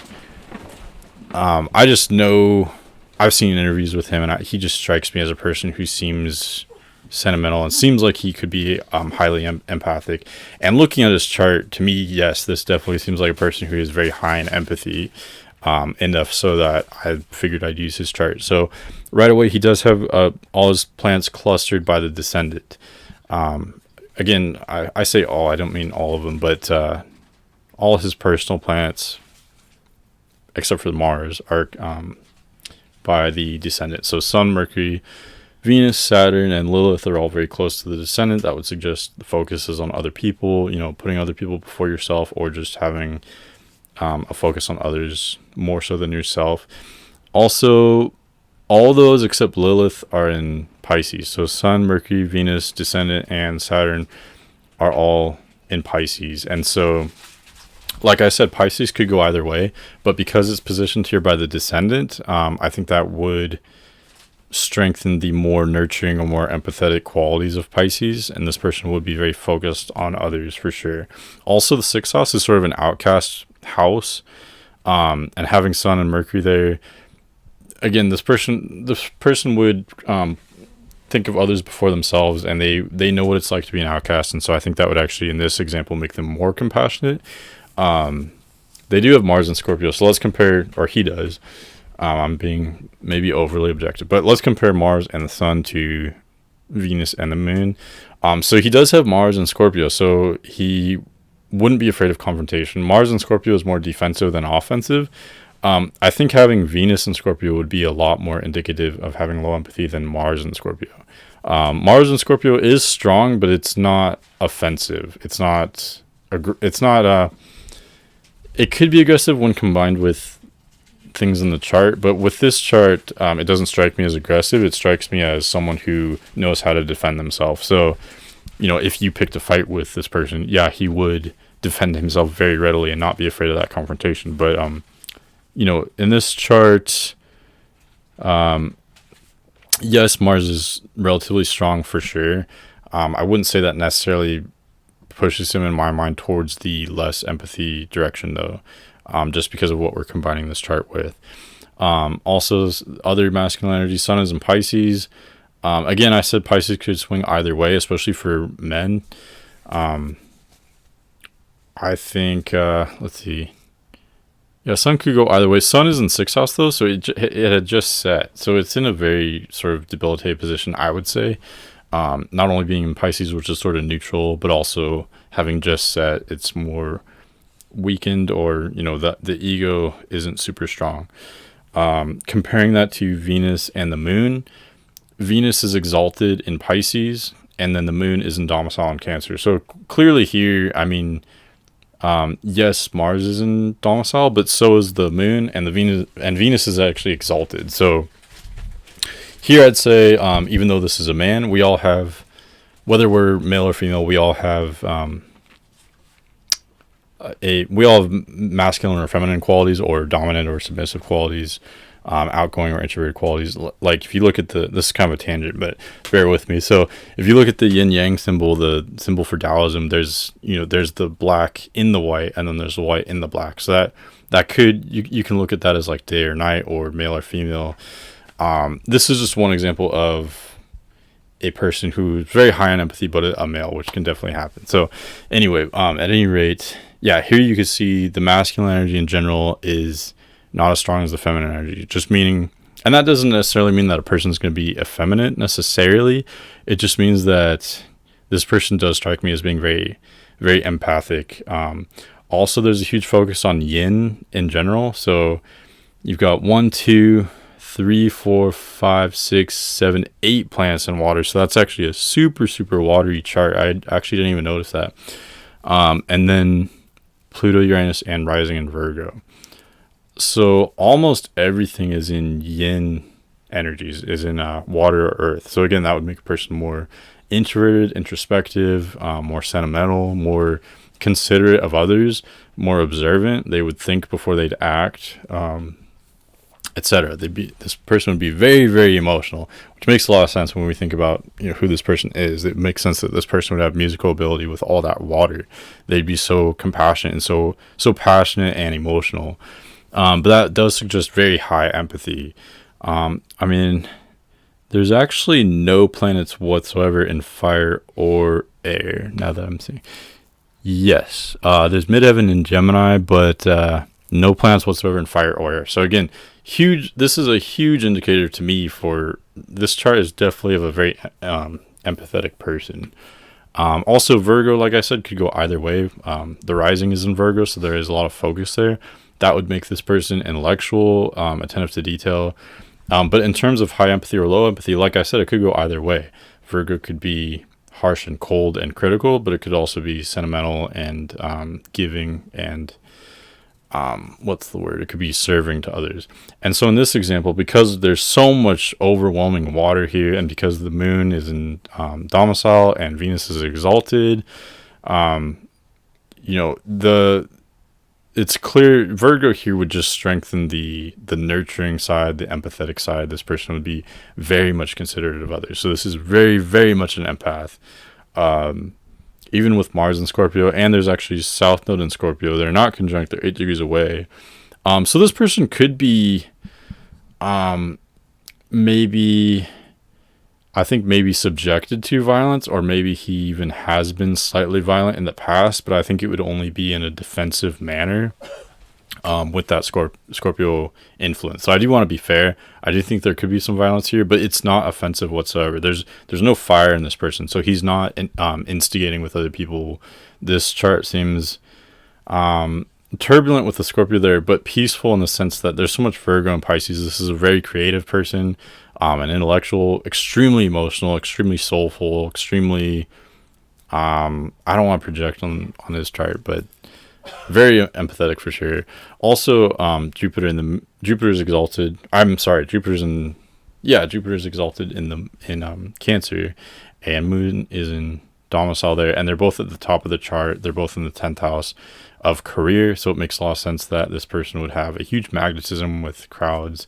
We know that because we know who this is, but it makes a lot of sense. So yeah, very, very clear indicator for high empathy person. And again, I didn't know him, I'm not an expert, but judging by his chart, I would say it's very safe to say that this is a high empathy person. Okay, next, this is just a anecdotal example, a personal, one from my personal life. This person though has this was sort of the inspiration for this video, I think, in a way. It brought up the conversation surrounding this topic. But this person, to me, when I read this chart, seemed very, very clear to be a high empath. Maybe not as much as Kurt Cobain, but maybe rivaling his chart for being very much an empath as well. Just because, so there's Pisces rising, which I said could go either way. So you kind of have to see what are we mixing it with to see the expression of that. But here, there's so many planets clustered around the descendant. 6th and 7th houses in general are the houses surrounding the descendant. So any planets there we can consider close to the, descendant. I mean, not the ascendant, the descendant. 6th and 7th houses are close to the descendant. So any planets in the 6th or 7th houses we can consider close to the descendant. They're more focused on others. And so you actually have all the planets clustered around the descendant except for the moon, Neptune, and Saturn. So a huge focus on other people. So huge, definitely a huge shift in my mind towards the high empathic side. This person will just naturally they'll just naturally understand people more than themselves. They'll put other people before themselves without even thinking about it, just because that's where their focus is. That's where so much of their personality is just oriented towards. It's just other people's needs, other people's thoughts and emotions. They just understand that better. It's just more of a focus on their own needs or wants or feelings. And when you combine that with the Pisces rising, that would definitely suggest a very highly empathic person, very emotional, very nurturing, someone who cares more about others or cares more for others than themselves, maybe. Let's see. Okay, let's compare the moon and Venus to Mars and the sun. So that's actually a little bit tricky in this example because the moon is exalted in Taurus. So that's a very strong place for it, very strong feminine energy. Venus, though, is in fall in Virgo, so it's very much debilitated there. Very difficult placement for Venus. Let's compare that to the sun and Mars. So sun is in domicile in Leo. Mars is neither in domicile nor in detriment in Virgo. It's kind of neutral. But it is conjunct the descendant, so there would be problems involving other people. Mars is malefic, so there would be struggles involving others. I think also where our descendant is what we perceive other people as. And so with the descendant conjunct Mars, this person would perceive other people as being volatile or maybe, being... they might be, they might think that other people seem maybe scarier than they are or more aggressive. Intimidated, that's the word I was trying to think of. This person might be intimidated of others. They might, and especially with all these other indicators for being high in empathy, not only are they more aware of other people, but they might sometimes feel inferior or feel intimidated by other people with Mars conjunct the descendant. So I mean, yeah. So in general, it's kind of tricky. Moon is exalted, but then Venus is in fall, so technically those would kind of cancel each other out. And then Sun is in a domicile, so it's kind of even, really. There's not a clear example there or clear winner in terms of feminine versus masculine, but still, you've got the Pisces rising combined with that huge cluster into the descendant. So that to me would suggest very, very high in empathy. Let's see. Also, although the sun is in Leo, Mercury and Venus are both in Virgo, and then the moon is in Taurus. So more of a yin focus than a yang focus. The sun is in Leo, and Pluto and Uranus are too, but those are outer planets, so they're more generational. They don't so much have to do with our personal, our individual personality. But the personal planets, Mars, Mercury, Venus, and the moon, are all in earth signs, so they're more yin. So this person would actually be more grounded, more stable, more introverted. They think before they act. Having that yin focus, again, suggests more of a highly empathic person. And that's where this person wouldn't be necessarily your typical Leo. This is a very earthy Leo. So I'm not sure exactly how that would work. They'd be maybe sort of outgoing in a Leo way, but much more grounded than a typical Leo. More humble, I guess. Virgo and Taurus are humble. Earth signs in general, I'd say, are kind of humble or, not super domineering. They're more grounding or more cool or calm. So yeah, just in general, I think this person's more empathic. I guess to be fair, Saturn's near the chart like Hitler and Mao. So to be fair, this person would maybe want to be in charge on some way, but that's sort of going against all these other indicators though. They might very much have leadership capabilities in some aspect, but in general, this is a more reserved person. I think this is a person who considers others' needs before their own. So they could be a leader, but they would be a very compassionate leader. They wouldn't want to step over other people at all. Okay, what else? Yeah, that's pretty much what I see. So definitely more on the empath side. Next chart. This is also just a person from my life. So this is let's right off the bat, let's compare Moon and Venus to Mars and Sun. So Sun is actually in domicile in Leo, so that puts that's stronger masculine energy. Mars is in domicile as well in Scorpio. So again, like I said, Mars in Scorpio is more defensive. Mars in Aries to me would suggest more of a lack in empathy. Mars in Scorpio doesn't necessarily lack empathy. It's just very defensive. So again, if someone picks a fight with this person, they will not be afraid of confrontation. They will not be afraid to defend themselves. They may, lash out or be violent in order to protect themselves, if that makes sense. So again, Mars in Scorpio, yes, it is an indicator for stronger masculine energy and stronger, self-preservation and focus on the self. But because it's more defensive and more internalized, to me, it doesn't necessarily suggest lacking of empathy as much as, like I've said before, Venus in Scorpio would be more of an indicator for lacking empathy, or Mars in Aries. And then Sun is in Leo. So again, this person does have strong masculine energy. So they do have self-preservation focus, I guess, or, definitely an ability to fight for themselves or to have their own desires or their own identity, I guess. So they do definitely have that. Moon is in Pisces at the very top of the chart though, and all the planets are below the horizon except for the Moon, which is at the very top of the chart.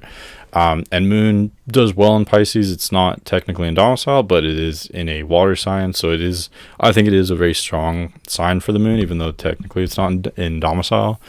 So yeah, Moon is strong in Pisces. Pisces is sentimental and nurturing and dreamy and sort of introspective, and the Moon very much relates to all those qualities. So yeah, I think the Moon is very strong there. And like I said, it's not conjunct the midheaven, but it's close to the midheaven, and it's not only at the top of the chart, but also it is the only planet above the horizon. So that would be very strong in the chart. Also with Cancer rising, Moon is the chart ruler. So although the Sun and Mars are in domicile, and the Moon actually isn't in domicile, and it's not even exalted, because it's the chart ruler and because it's the only planet visible, and it's the only planet, it's at the top of the chart by the midheaven, this person would be very much ruled by the Moon. So that's a huge indicator toward the Moon energy. So very much feminine energy, compassionate, empathetic, like I said, reflective.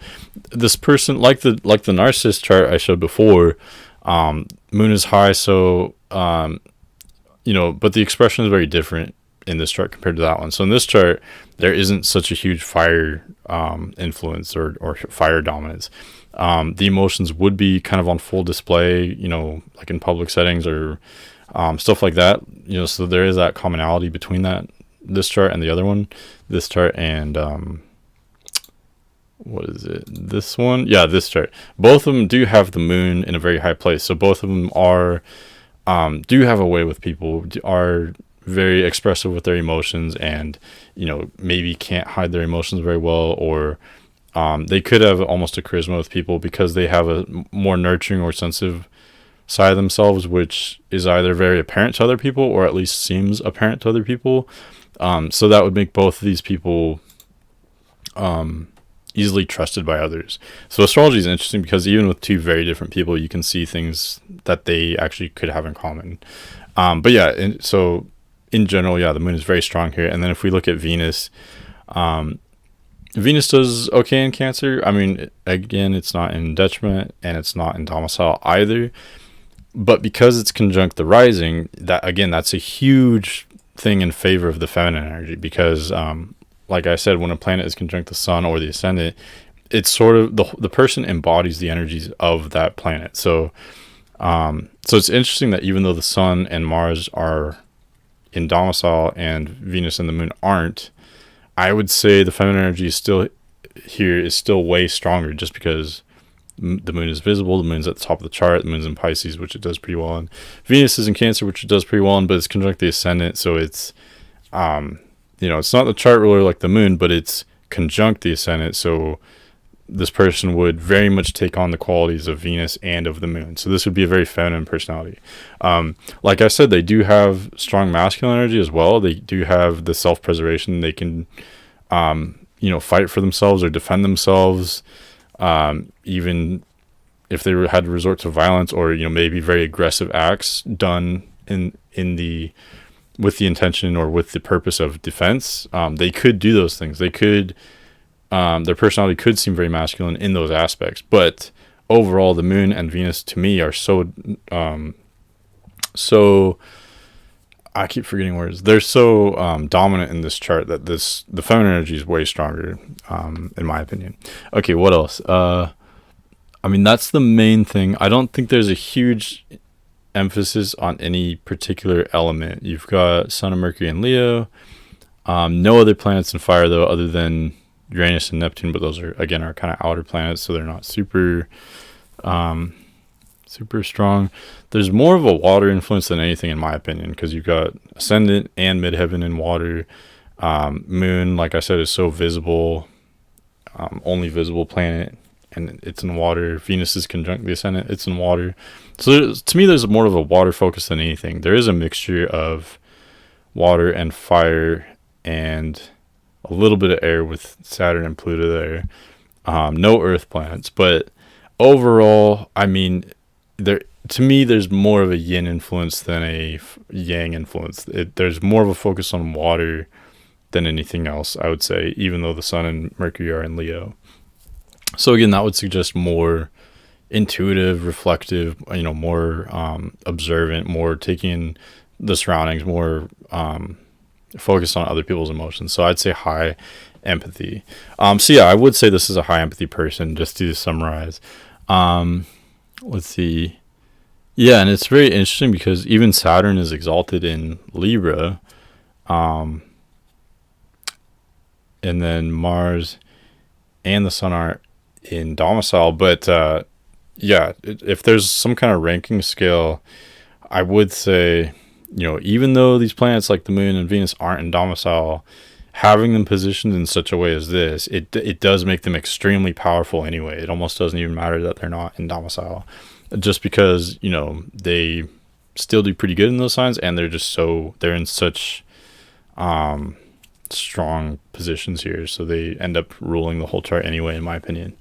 And just to be fair, there would definitely be the more masculine or more individualistic energy. The Sun is in Leo there. It's in domicile. But yeah, overall, this is a more feminine personality. It's more focused on others, more empathetic. Okay, and then lastly, this is a chart which is very personal to me, actually. This chart as well, I guess, just to bounce off of the last one, kind of similar. In the last chart, Venus was conjunct the ascendant in Cancer. In this last chart, Venus is conjunct the midheaven in Cancer. So again, even though Venus is it's not in domicile, it's at the very top of the chart. It's conjunct the midheaven, only 1 degree away. Venus is at 24 degrees Cancer, midheaven's 23 degrees Cancer. So, Venus does very much characterize how this person appears in public, their career, their personality in the world. And then also it's just the top of the chart, so it's the most visible part about them. And any planet conjunct an angle is very strong. Speaking of which, the moon is conjunct the IC, and planets conjunct the IC, sometimes it can be difficult judging whether they're strong or weak, because planets conjunct the angles, the ascendant, IC, descendant, and midheaven are all very strong. They take on a stronger role in the chart. But when planets are conjunct the IC at the bottom, they're at the very bottom of the chart, so they are they can be more subdued, especially the sun, which likes to be very visible. But the moon here, the moon is the more private part of our personality. So it doesn't mind being in the shadows, being at the very base. It's actually a pretty strong position for the moon. So having the moon and Venus conjunct the IC and the midheaven, this person would be very feminine. This is a very feminine personality. Also with the ascendant in Libra, the ascendant is ruled by Venus. Therefore, the chart ruler is Venus, which again is at the very top of the chart in a very, very visible location of the personality or of the chart. So yeah, comparing, Venus and the moon, the feminine energy is very strong here. This person's very much focused on other people. Moon is in detriment in Capricorn, so this person has felt like an outcast before, so they are very compassionate, very giving to others, very focused on other people's emotions, and they're coming at it from the angle of, I've felt disadvantaged before, or I've felt like an outcast, therefore I'm going to be more giving or more empathetic to other people. There's strong Libra and Virgo here, which, as I've said before, could go either way, but in this chart with the very strong moon and Venus, and even though the moon's in detriment in Capricorn, it's conjunct an angle and it's very strong there. So it's still, even though it's detrimented, it's very much a very key part of this chart. So I would still say that leans this person more toward the empathetic direction. And then once you combine the Libra rising with the Virgo sun, I do think that would push the person even farther towards the empathetic side. Just because, like I said, Virgo and Libra can go either way. But in this case, you do have the more giving, sweet side, or the more empathetic sides of both Virgo and Libra in this chart, just because the moon and Venus are so strong. And then when you combine Venus and the moon to Mars and the sun, Mars is in Sagittarius, Sun is in Virgo. So both of those aren't in detriment, but they're not in domicile either. They're both kind of neutral there. Virgo is a summer sign, but it's the end of summer. So, and it's Earth. So the sun's pretty neutral there, I would say. And then Mars is happy in Sagittarius. It's a fire sign, so it's definitely very functional there. I think Mars prefers the cardinal and the fixed signs over the mutable signs, so it would be stronger in Aries or Leo than it would Sagittarius, in my opinion. But it's still a fire sign, so it's still strong there. This person could have a spark to them or a fire, or could be defensive, or maybe even strike first to some degree, just with Mars and a fire sign. However, Moon and Venus are so much more dominant than the Sun and Mars. So yeah, having Mars and Sun kind of both neutral is definitely inferior to Moon and Venus, even though Moon is in detriment. Moon and Venus are conjunct the angles. Venus is the chart ruler. Venus is conjunct the midheaven. It's at the top of the chart. So hands down, in my mind, definitely very feminine personality, definitely focused on others. Also, you've got a 12th house stellium here. So Mercury is the only personal planet involved, but also Pluto, Uranus, Jupiter are all in the 12th house. With that 12th house focus, again, this person is they consider themselves an outcast, or they've felt very disadvantaged. They've felt maybe even like victimized. So they, again, that could go either way. In general, when combining that with the heavy focus on the moon and Venus, I think that would make this person be more compassionate. But with the 12th house focus and the Libra rising and the Virgo sun, it could go either way. And the moon is in detriment. So there's actually some indicators which it could kind of go the other way, where this person could feel disadvantaged, and, especially with the Mars in a fire sign, there is some indication where with the right circumstances, or maybe the wrong circumstances would be phrased better, this person could be not so empathetic and more having negative feelings towards others or resentment. But I think in general, the default nature of this person would be more feminine. So this chart's kind of interesting because although at first glance it seems to me to be very overwhelmingly feminine and empathetic, but at the same time, there are some indicators which could go kind of either way, just depending on the circumstances. I think this person would be very empathetic unless there was a series of very bad events taking place, and then they could maybe lose that empathy. But in time, I think it would come back, though, with, you know, Venus is just so strong here in this chart. This person would be more a characterization of Venus than anything else, I think. So yeah, definitely more empathic. So this was a long video. Hopefully that gave you a lot of information about the subject. It's definitely an interesting one. If you want me reading charts, you can send them my way. I can just comment and I can give you my email, and then that way everyone doesn't have to see your birth information. But I will definitely read charts if you want. If you want help with this type of thing at all, I can help you with that. Or if you have any other suggestions at all, just leave a comment. Let me know. I love suggestions from you guys. And at any rate, thanks for watching. Hopefully that was informational in some way. And at any rate, thanks for watching, and I'll see you later.